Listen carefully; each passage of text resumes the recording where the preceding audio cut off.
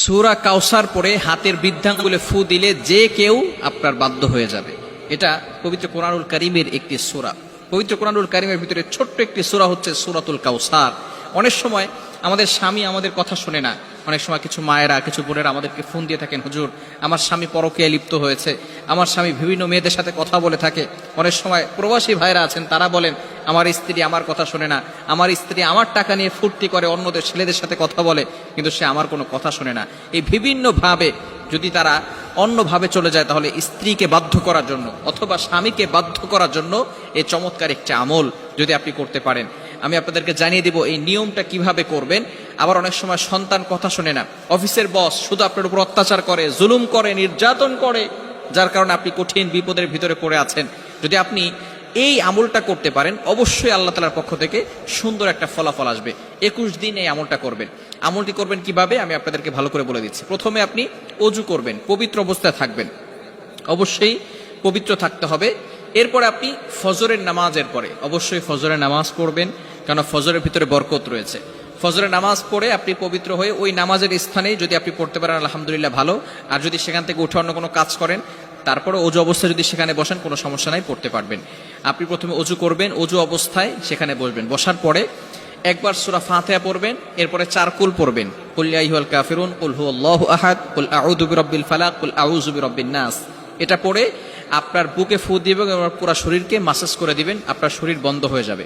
এরপরে আপনি 3 বার দুরূদ শরীফ পড়বেন। আমরা নামাজের ভিতরে যে দুরূদ শরীফ পড়ি, এই দুরূদ শরীফ 3 বার পড়তে হবে।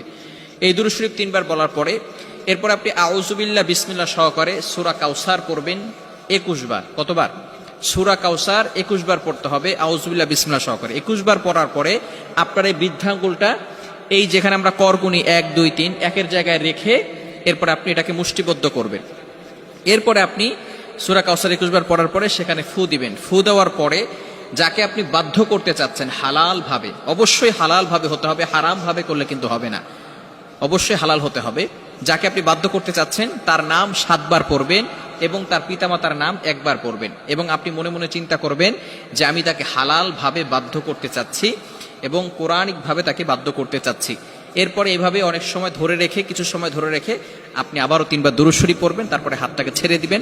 এরপরে আপনি আল্লাহ তাআলার কাছে দোয়া করবেন।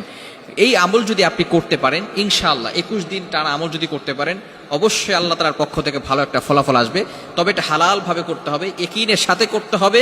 যদি কারো ইয়াকিন না থাকে, কোরআনের প্রতি যদি কারো বিশ্বাস না থাকে, তাহলে কিন্তু কঠিন মুসিবতের ভিতরে পড়ে যাবেন। ইয়াকিন থাকতে হবে কোরআনের প্রতি এবং আল্লাহর প্রতি, যে আল্লাহ তাআলা অবশ্যই আমাকে এই কোরআনের মাধ্যমে সাহায্য করবেন।